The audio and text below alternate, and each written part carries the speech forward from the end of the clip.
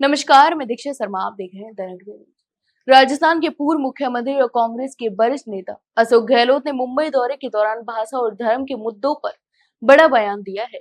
इतना ही नहीं, उन्होंने देशवासियों से हर भाषा और धर्म का सम्मान करने की अपील भी की। इसके साथ ही यह भी कहा कि भाषाई मतभेदों को लेकर झगड़े करना आज के समय में बिल्कुल अनुचित है। तो वहीं गहलोत का यह बयान उस समय आया जब महाराष्ट्र में हिंदी भाषा को लेकर एक नया विवाद खड़ा हो गया और इस मुद्दे ने राजनीतिक तूल पकड़ लिया है। तो वहीं हाल ही में महाराष्ट्र नवनिर्माण सेना के कार्यकर्ताओं द्वारा गैर मराठी भाषी लोगों पर हमले की घटनाएं भी सामने आई हैं।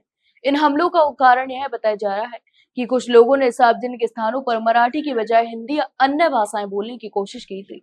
इससे पहले महाराष्ट्र सरकार द्वारा जारी 2 सरकारी प्रस्तावों गवर्नमेंट रिसोल्यूशन यानी जीआरएस में मराठी और अंग्रेजी माध्यम के स्कूलों में कक्षा 1 से 5 तक हिंदी को अनिवार्य तीसरी भाषा के रूप में शामिल करने की बात कही गई थी।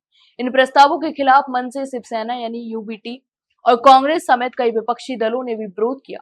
उनका तर्क था कि यह कदम मराठी भाषी राज्यों पर हिंदी थोपने जैसा है। तो वहीं विरोध के बाद महाराष्ट्र सरकार को दोनों प्रस्ताव वापस लेने पड़े। इसके अलावा अशोक गहलोत ने इस पूरे विवाद पर अपनी प्रतिक्रिया में कहा कि जब हम छोटे थे तो अंग्रेजी के खिलाफ थे, लेकिन अब समय बदल गया है और आज के दौर में अंग्रेजी जरूरी हो गई है। इसी कारण हम अपने बच्चों को अंग्रेजी भी सिखा रहे हैं। ऐसे में भाषाओं को लेकर झगड़ा करना पूरी तरह से गलत है। उन्होंने यह भी कहा कि भाषा के मामले में किसी पर कोई पाबंदी नहीं होनी चाहिए। कोई एक नहीं, कई लोग जो 4-5 भाषाएं जानते हैं, यह हमारी विविधता और तत्काल है, न कि झगड़े का कारण। इसके अलावा गहलोत ने धार्मिक सौहार्द की भी वकालत की और कहा कि भारत जैसे बहुभाषी और बहुधार्मिक देश में सभी को एक दूसरे के अस्तित्व और परंपराओं का आदर करना चाहिए। इस पूरे घटनाक्रम ने एक बार फिर से यह सवाल उठाया कि भारत में भाषा और शिक्षा नीति को कैसे संतुलित किया जाए। एक ओर जहां स्थानीय भाषाओं को संरक्षण देने की आवश्यकता है, तो वहीं दूसरी ओर राष्ट्रीय एकता और बहुभाषी पहचान को भी बनाए रखना जरूरी है। केंद्र और राज्य सरकारों को इस दिशा में संतुलित और समावेशी नीतियां बनानी होंगी, जिससे किसी भी भाषा समुदाय को अपने अस्तित्व पर खतरा महसूस न हो।